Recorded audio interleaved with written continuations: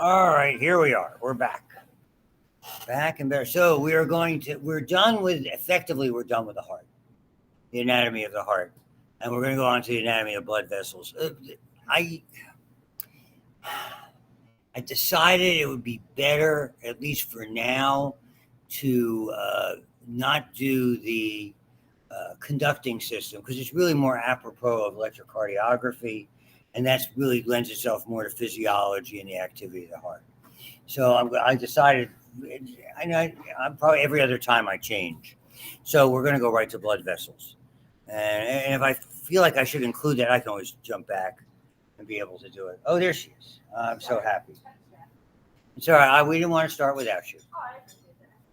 We try. We try. All right. So without further ado, we're into blood vessels. And so on this particular, the way they have it arranged in this textbook and on these PowerPoints, A deals more with the anatomy of the blood vessels, arteries, arterioles, capillaries, veins. And then the specific ones anatomically come in the last half of the C PowerPoint, which we may or may not get to this morning. And then in lab, obviously, we're going to do the dissection. And maybe if I can, I'll try to finish up as much of the blood vessels as possible. I'll have to post the grades based on the first exam because obviously there's no way to get the other grades in, because the exam's Wednesday. I think we start the exam after those grades are due. So what are you going to do? And I'll pursue because someone already asked about the lab, and I've probably gotten maybe a half dozen of those out of the way, and there's 16. They are time consuming to do because you get a lot of partial credit on it when you get those back. And so far, we've had a mixture. We've had at least one really excellent one, and then a couple that were could have been better. But I digress. On with the show. Vasculature. The only part of the vasculature we're really not going to touch a lot on are lymphatics, so you're going to see them shortly. Blood vessels. Okay.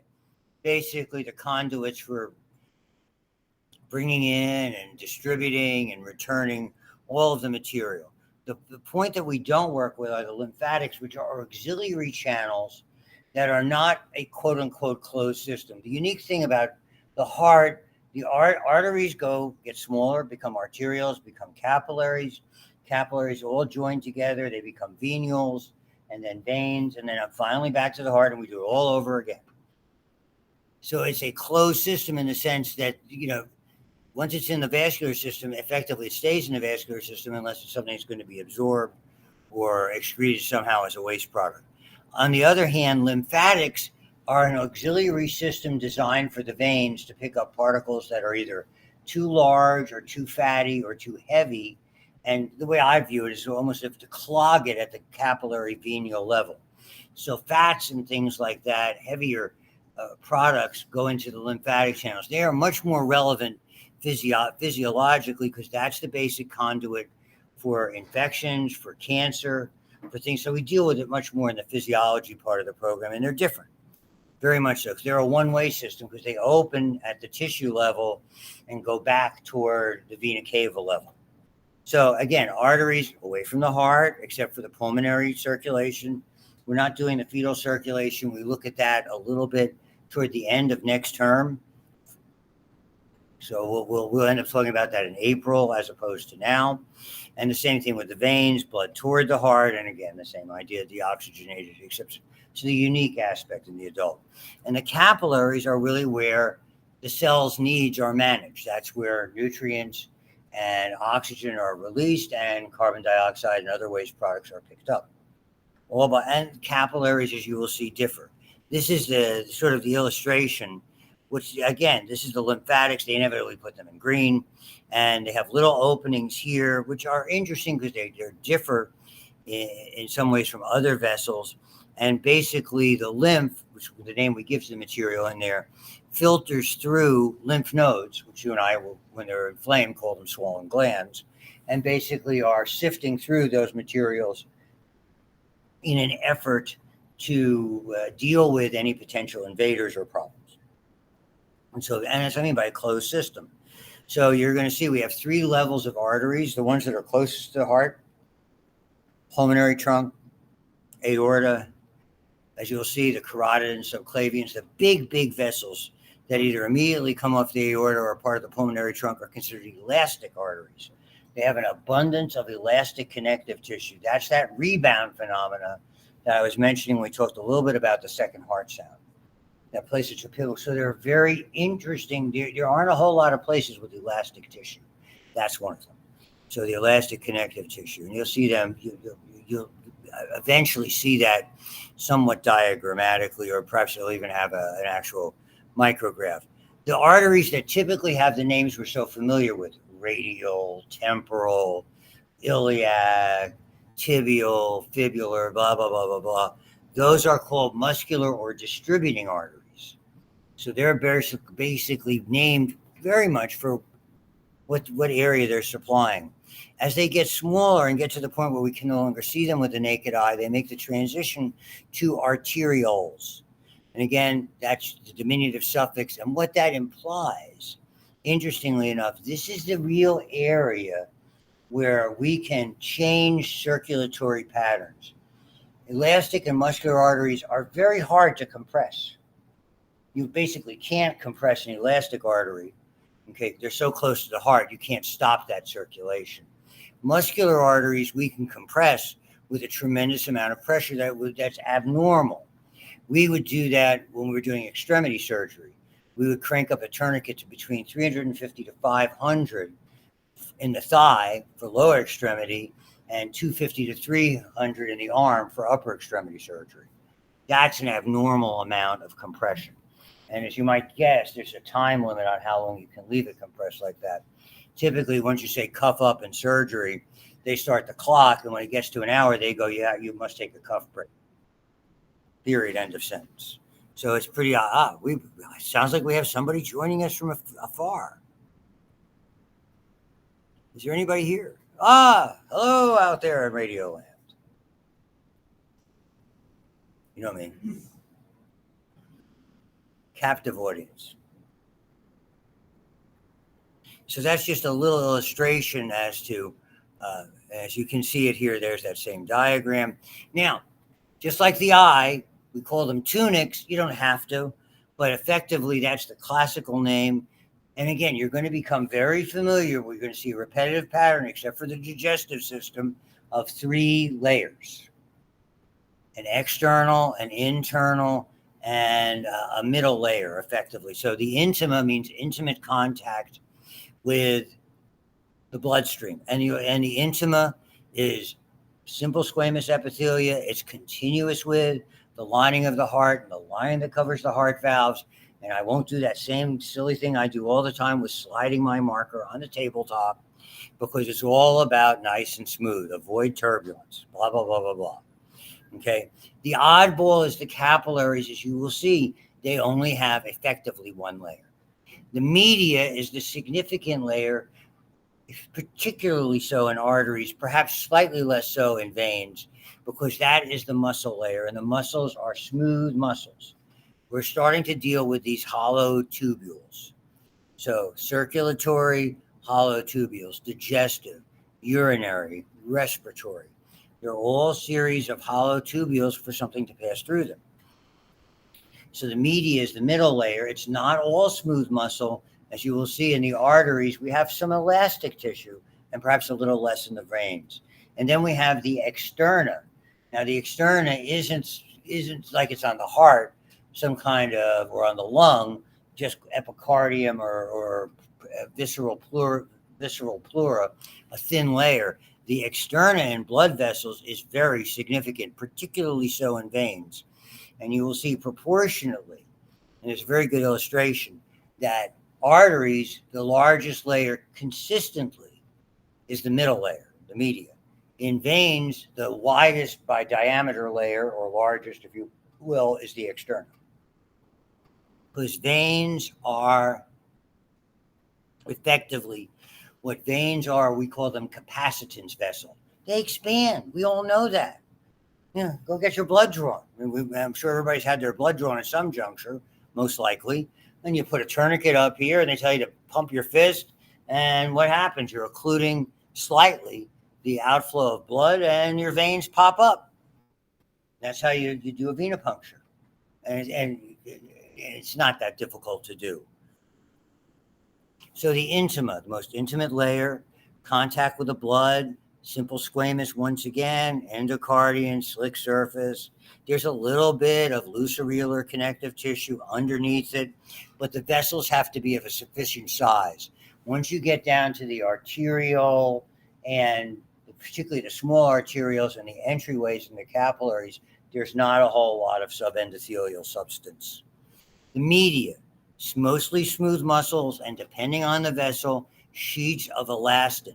That's what elastin does. It's stretchy. And that's really important. You're going to see that so that really assists blood flow in a lot of ways. There are nerves inside. They have a fancy name. They're called vasa nervorum, nerves to vessels, or vasa nervorum in the Latin. And they're all controlled by the sympathetic nervous system. We haven't done that yet. We do that in physiology. Blood vessels are interesting that only the sympathetic nerves supply them. The parasympathetics that we talked about in the cranial nerves, like the vagus nerve going all over the place in all your organs, and the sympathetic nerves are different. They're very, very limited in where their locations are. I have students in the lab. They have a bones practical, the AMP1 students. And so what's interesting about, is that the sympathetic, that blood flow, whether it's going to your kidney or to your heart or to your gallbladder, all of those are only controlled by the sympathetic. We don't have this interesting dynamic of sympathetic and parasympathetic, which is really the heartbeat of homeostasis. Sympathetic nerves, and interestingly enough, when we get to the autonomic nervous system, the kidney is based on blood flow.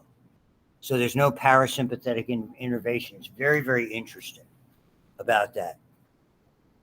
And so when they're putting it here, it'll either close vessels or open it up. And in doing so, we have the remarkable ability to divert blood flow to where we're most likely to use it. Like right now, all of us, the bulk of our blood flow is gastrointestinal and genitourinary. We have enough going to the heart, and enough going to the brain, enough going to the muscles, and everything else is going to what we call the rest and digest part of the system. So, well, you get up here and walk to your next class, you decide I'm going to go have a workout, whatever, then all of a sudden the sympathetic takes over and we change the pattern. More to the heart, more to the muscles, redistribute it, less to the GI and genitourinary systems. The externa, the outermost layer, some people call it adventitia. So there's a subtle difference between adventitia and serosa. Serosa typically implies a moist lining that can move over itself. We see that a lot in digestive. Adventitia suggests it's sort of embedded in other soft tissue, rather than having like air or moisture around. Collagen fibers reinforce it. And as well as having vasa nervorum, with bigger vessels, we have vasa vasorum, which are vessels to vessels, tiny blood vessels that supply larger blood vessels, and mostly it's the outermost area that's involved. And there's a very good illustration to show you. This is what an elastic artery looks like. All that blue is elastic connective tissue. You only see that in big arteries, where veins, and it's something, and it sort of argues well to the heart you're going to look at today in lab. Veins have very, very little of this elastic tissue. They have a smidge, as you can see here. And that will, to some extent, allow a certain amount of shape to persist, but inevitably they flatten out when they're not filled. Where arteries maintain that certain amount of shape. Certainly not the same as it is when blood's flowing to it, but it's a shape. So you'll be able to easily tell the difference between an artery and a vein when we look at them in the cow heart. Moving on. So there we are. Pretty good illustration. I like this a lot. This is giving you the idea of, now I'll just start with the capillary. All this, it's like if you took sheets of paper and sort of folded them around to make like a little cone and attached them to one another.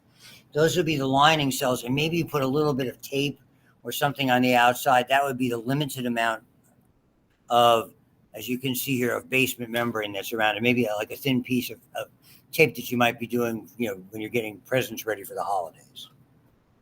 By the way, again, I'd like to get those cordless headphones. Does it hurt to ask?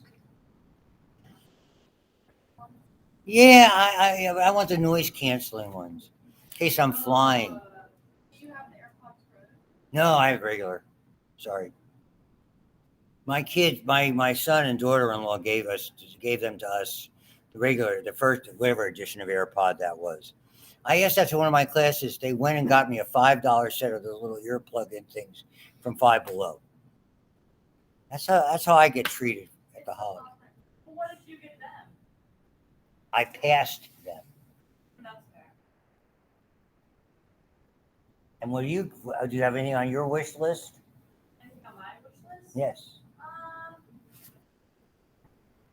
You can let me know. You don't have to answer right now. I kind of want one of those King sweatshirts that you. Oh, okay. Yeah. Wouldn't you rather have one that says Queen? No, I'm the King side with that.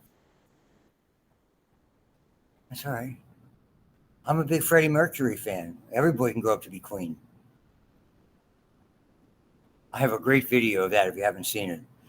It came out quite a while ago. It's a great DVD of a very famous concert where they filled Wembley Stadium. It's great. Because Freddie always would come at the end of the show with a crown and the big stole type thing that they wear, that long sort of cloak. Love to watch it live. Absolutely. Just saying. It would have been Freddie's 75th birthday. He was born in 1946. Moving on. So what we have here, that's the capillary level. Now you're going to take a look at the difference. Here's a vein. The unique feature about veins, the external layer is much more elaborate and is thicker proportionally than the muscular layer. Even in large veins, we do see some elastic tissue, but the valves are the critical piece. Eventually, they get smaller and smaller, or get larger and larger if you want to think of it, because they're coming from the blood's flowing in this direction. But if you think of it size-wise, they become venules, and the venules are the entryway into this, which is their rendering of a capillary bed. Notice in arteries, a lot of elastic tissue. Oops. So you have elastic tissue between the externa and the media is proportionately much thicker. Plus you have additional elastic tissue on the other aspect of the media, of the muscle layer, as it gets close to the lumen or the opening, and you even have an additional bit of layer. You have internal elastic membrane as well. So there's a lot of elasticity that's part of it. This is a very good slide that gives you an idea. So as we look on the arterial side of things, notice in elastic arteries, you have a fairly large amount of elastic tissue. In the muscular or distributing arteries, you have less elastic tissue, but you always have more muscular tissue. And maybe on here, you have a little bit more in the way of the external tissue. The lining is always the same. Now, when you get to arterioles, again, you have a disproportionate amount of muscular tissue, and you do have a fair amount of exterior tissue. The big deal is here, when you look at the dimensions, it's a little hard to see. Here, we're talking about a diameter of between 1/2 and 2/3 of an inch. Here, you're looking at a diameter of about 1/4 of an inch. That'd be typical of like your radial artery taking a pulse. Okay, down here, well, when we get to arterioles, the diameter of the vessel in itself, 37 microns. And what surrounds it, smooth muscle. And the interesting part about that, when you have a big artery, again, it takes substantial compression for any of those muscular arteries to close that lumen, to stop blood flow, like with a tourniquet. We're not talking about a tourniquet you might put on a field, taking a belt off or a garment and tying it up to limit blood flow until emergency people get there, okay, that you would do with a bad bleeding wound from a first aid perspective. We're talking about shutting the blood flow entirely. You can't do that in those big arteries, but you sure as heck can do it here with arterioles. And so understand, because of that, when smooth muscles fire, they can cause that redistribution of blood. And indeed, our control for our blood pressure is at the arteriolar level, not the elastic arteries or the muscular arteries, but the arterioles. That's the nugget to take home. The other side of that is veins. So veins are interesting. When we have a capillary, it's just lining and maybe a little protein basement membrane. It's strictly lining. There's no muscular layer. There's no elastic layer, none whatsoever. One layer. And all that layer is lining cells. When you get to venules, again, you can exert, there's enough muscular tissue to exert perhaps a tiny amount of force on it. Not a lot. You can see the diameter is 20 microns, but it's quite expansile. And then when you get to true veins, now this is about 5 millimeters. And look at the disproportionality of the external to the median. Okay? Tiny amount of elastic tissue in the blue here. In the larger veins, and they stretch and they go back. But there's a lot of smooth muscle, but there's a ton of that external lining, that the fibrous tunic or the outer tunic, because that allows them to be capacitance vessel. The elasticity helps them maintain their shape, but they can expand just like you would do when you occlude it temporarily to have blood taken out. So everybody got that so far? I know it's not. I appreciate that. Thanks for the reinforcement. Did you watch the game yesterday? I'm sorry. I'm not a Steelers fan, son. Do you like chocolate at least? Sometimes, yeah. Oh, I God. like dark chocolate. Oh, God. Sorry.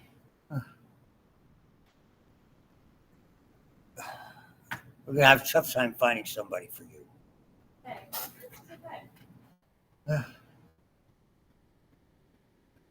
it's okay. It's okay. I'm optimistic. Oh, thanks, Stein. Appreciate that.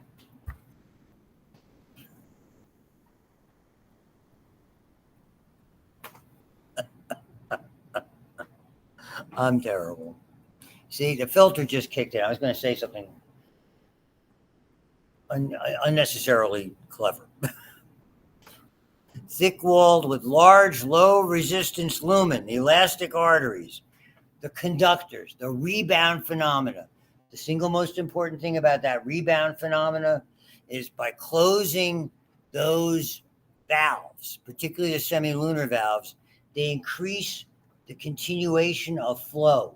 It's not, understand, we feel a pulse, okay? But it's at rest most of the time. The only time we really feel a pulse is when blood goes through it. It's not continuous. So our blood flow, interestingly, is not quite as pulsatile as you might think. It's not like that. It's like up and down. What keeps it relatively consistent and doesn't allow, when I say feel a pulse, it doesn't drop precipitously, is because of the elasticity that's there. Okay, they conduct blood from the heart to the next level or blood vessels. I'll buy that. Elastic tissue in all three layers, substantial smooth vessels, but because of that elasticity, they can't vasoconstrict. We can't redirect blood flow at those vessels. They're always going to remain open. The biggest single problem with big vessels like that is over time, that can get unusually stiff. And if people have a lot of power, if they have high blood pressure and they begin to lose that element of elasticity, you can develop effectively a tear in the lining. It's got a very famous name. It's called an aneurysm. An aneurysm demonstrates itself something like a bubble in a tire. The wall, that elastic wall, is imperfect, and you get like a little outpouching of the inner material, and that can pop on you. And you know, it's a big word. Like I keep getting notices from UPMC and I get them from Allegheny Health. Okay. And they say, you're due for an aortic aneurysm scan. So they have a scan, probably an ultrasound, for people my age, to look for aortic aneurysms. Because they pop, you'll have another teacher. But let's not hope that. Okay. I don't know what the dog would do. And the interesting thing, and I tried to schedule it, and I call up Allegheny Health, and they go, "What's your insurance?" UPMC. They go, "Oh, we can't take it." You want me to have the test, okay? You tell me I need the test, but now you tell me my insurance won't pay for it. Oh, we'll give it to you. It's going to cost like $1,000. So I usually write something clever like, obviously, you're much more concerned about the money than my health, which they are. Okay. Moving on. So that's another significant point that really has to be made about that. That's what you worry about, but it typically affects people who are older or younger people with high blood pressure problems. And when we get to identifying the blood vessels, you're going to see a particular area in the brain that's predisposed to have those down the road. So they're pressure reservoir because they're continuous blood flow between heartbeats. So considering that the heart rests for roughly 3/4 of a second, beats for 1/4 of a second, but the blood is able to get its way around, it would suggest to you that that recoil is important. Indeed it is. They lead to muscular or distributing arteries because that's what they do. And as you can see, pinky to pencil lead. So think of getting small enough. If you're thinking about the aorta, you're talking about index finger. As it gets down to pinky, maybe the start of the large muscular arteries like a brachial artery or a femoral artery would be in that area. And then after that, they get smaller. And typically, they're the named arteries. The media is by far and away the thickest. There's more smooth muscle, much less elasticity that's there. And yes, we can redistribute blood by them. Not as efficiently in controlling blood pressure as with the arterioles. They're up next. They're the smallest. And as they get smaller, they begin to lose the tunics. The smaller ones are typically a layer of smooth muscle around what appears like a capillary. And indeed, that smooth muscle is what really controls or limits flow to a certain area. You're going to see the term shortly called pre-capillary sphincters. And that's what they are. They can close off and force flow in one direction or not permit flow in another direction. And therefore, effectively, it's kind of like a bypass for a capillary bed that's there. There are also resistance arteries because those diameters can change significantly, and resistance is always the big player. It's like from Dr. Buxton. The resistance is the critical feature when you're talking about flow-related patterns. If you increase the resistance, you can alter the flow much more effectively than if you just increase the pressure. Because usually it's pressure over resistance. That's there. Right? For all you physics fans, not talking. It's really not a very animated group today. What do you want us to do? I don't know. Smile. Thank you. Thank goodness. My wife wouldn't believe. She would believe what goes on. I've been very fortunate. She's been at home for like the last week. I beside myself with happy. Oh yeah, I mean it's just like an element of normalcy. Other than the cats, well, they sleep on top of her. Yeah, I know that. Not me. If I'm lucky, they're at the foot of the bed. But her, I mean, she had to kick him out because she couldn't get to sleep. He's laying on my shoulder the whole night. Okay, so the capillaries are so small, and again, that's the beauty of it. We'll get to this when we talk about the blood itself. A lot of times the diameter is even less than the diameter of a red cell. Well, red cells understand when they're healthy can kind of bend.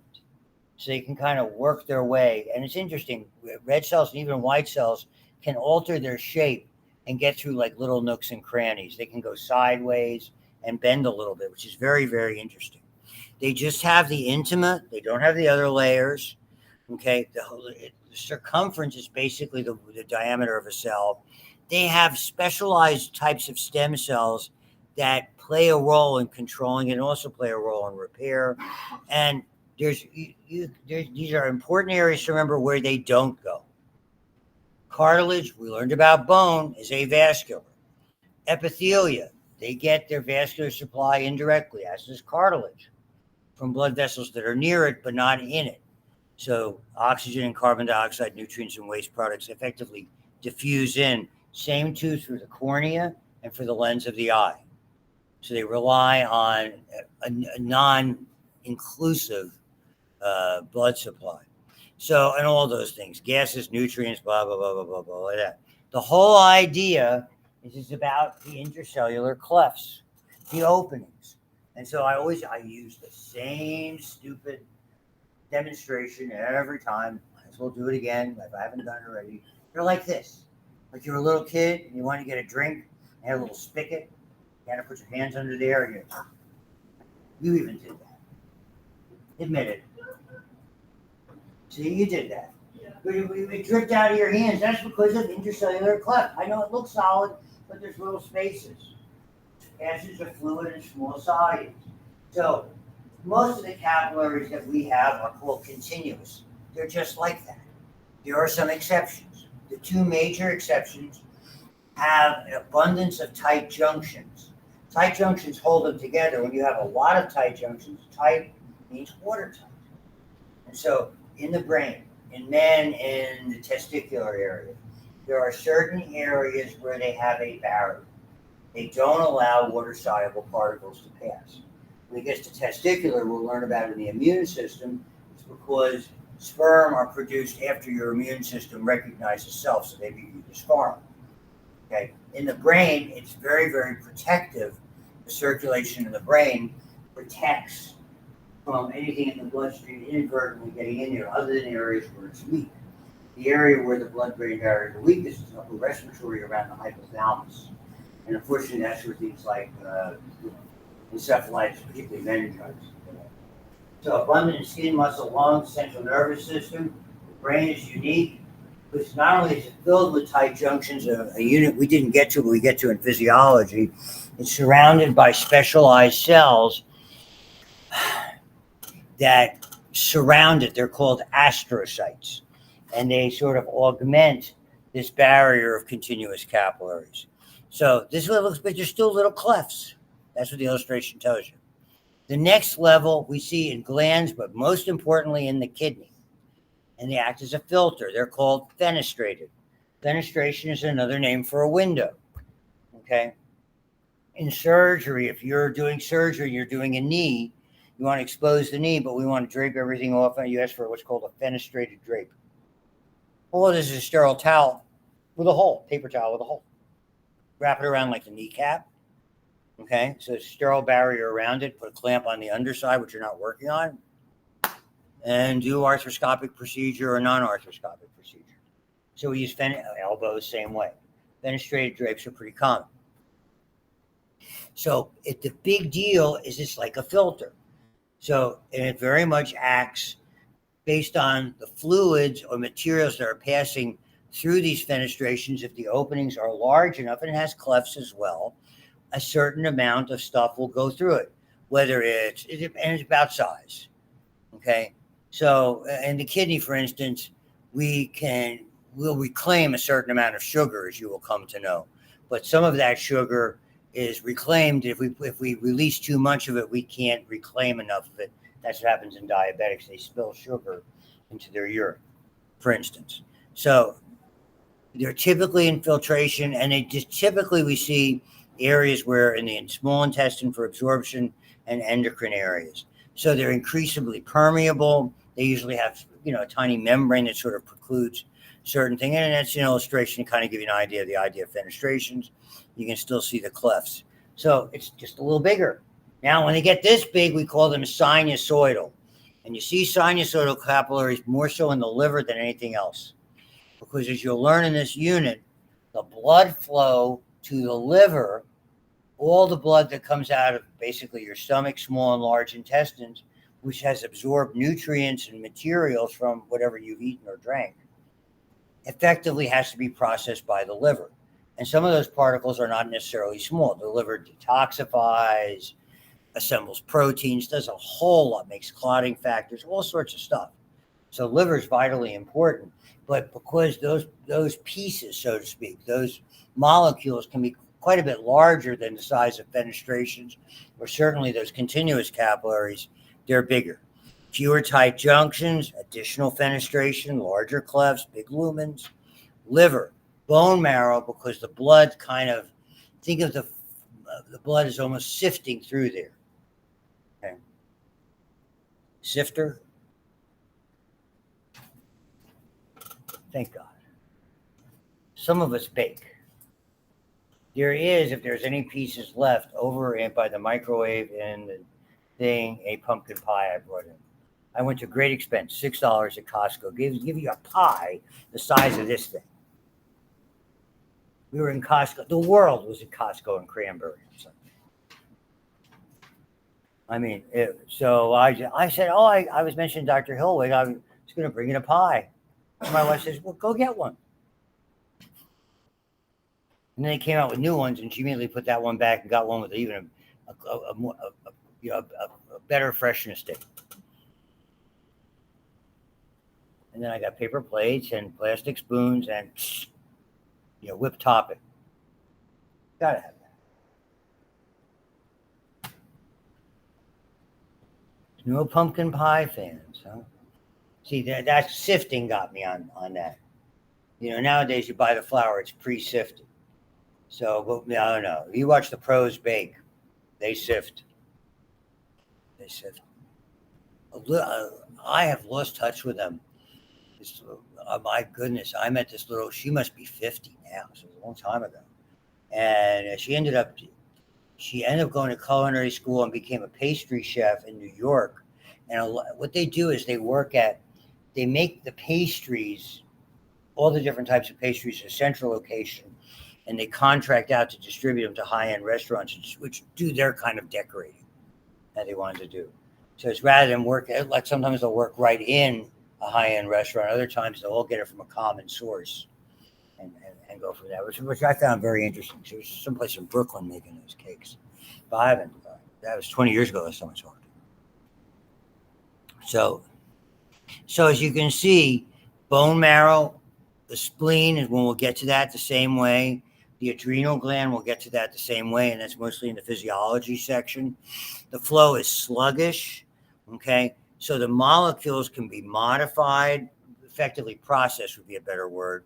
Lots of white blood cells. These are areas where we have to deal with invaders a lot. And you can see the size of the openings and the size of the clefts that are there. And so these are all interesting. It's okay. We can talk about her. She's gone. That's not nice, is it?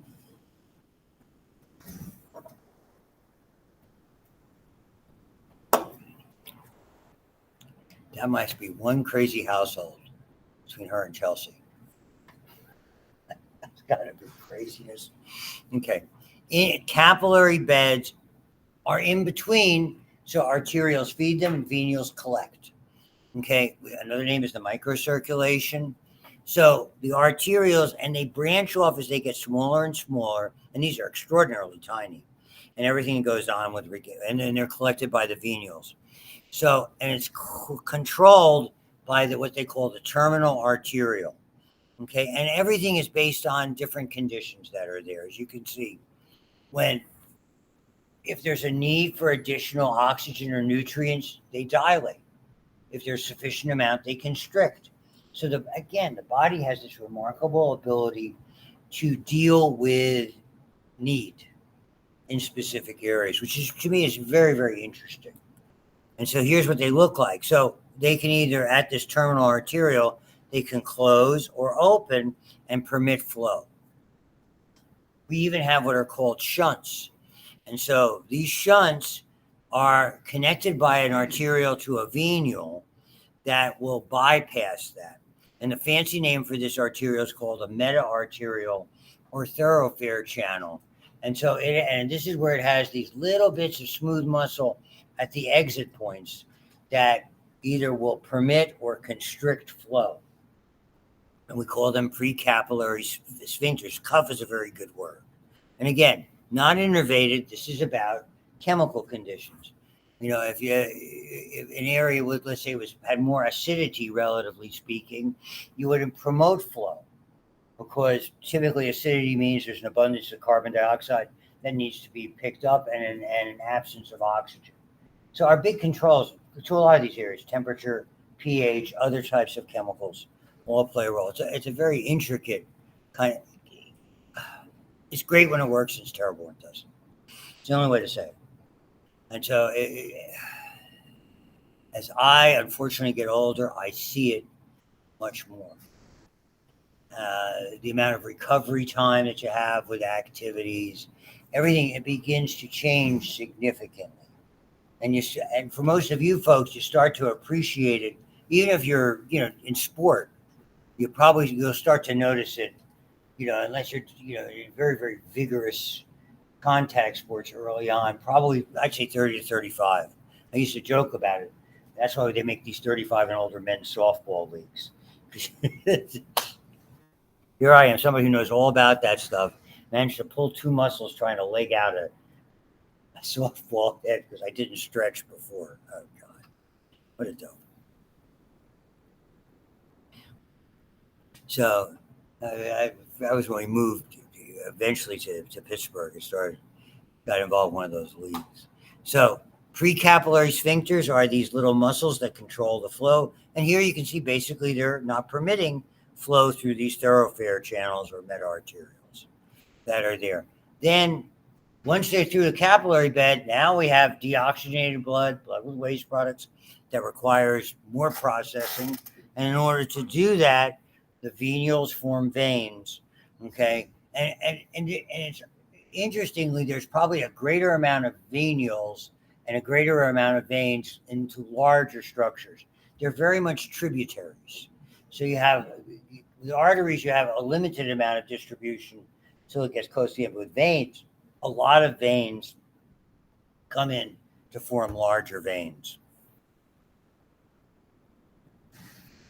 So venules converge. They have tunics but thinner walls compared to the course. So again, they're more designed for expansion. The media is thin, but the externa is thick, and it has more collagen and elastic out there. Hence the name capacitance vessels. And if this shouldn't surprise you, but it does, a lot of people, at any one time, about 2/3 of your blood is in your veins. Maybe about 15% is in your artery. We're all worried about arteries. But the reality is, in the science of healing and wound care, veins are a bigger problem. The biggest problem is that blood is sluggish many times, and we have to make sure blood is returned effectively. It's like I was talking about that decompensation and the squeezers that you use on the legs when people are sedentary. Do you remember that discussion? Those intermittent compression devices. I did talk to you about that.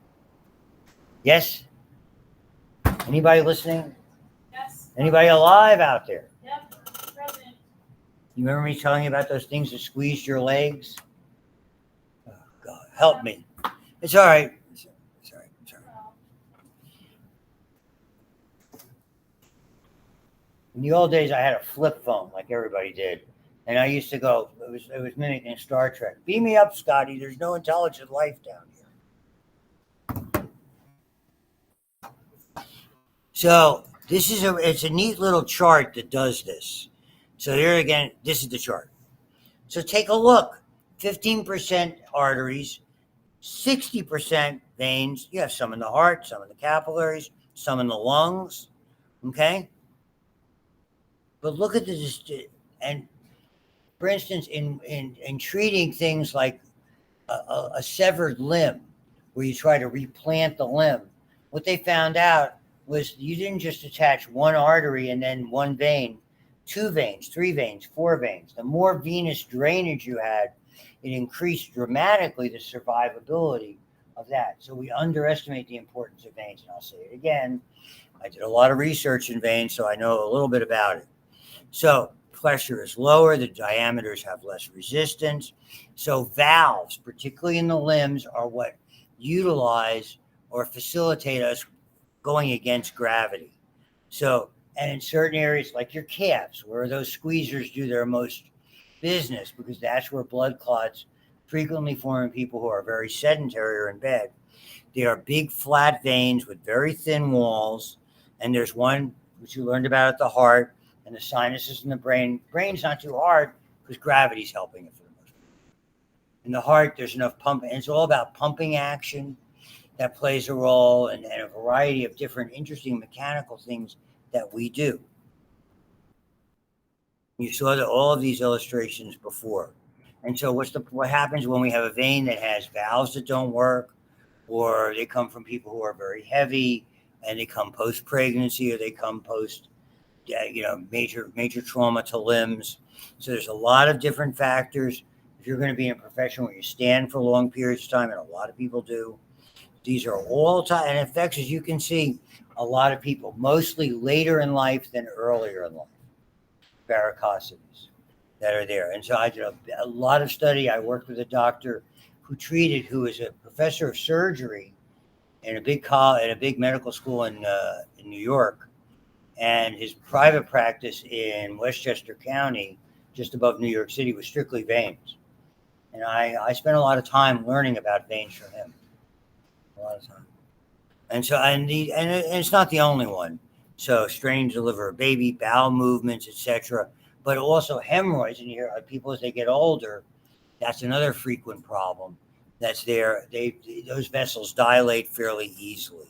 And again, we have a lot of interconnections or collateral channels in a lot of areas. The heart, not the only, as you can see, none in the retina, kidneys, or spleen. But in a lot of other areas, there's ample blood supply. And I think that's all we have to cover tonight.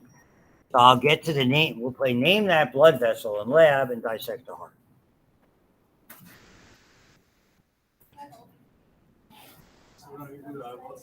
The eyeballs today. You're right. We didn't do the eyeball. We'll do the heart next time. We'll do the eyeball and the blood vessels today. Thanks for reminding me. I'm losing it.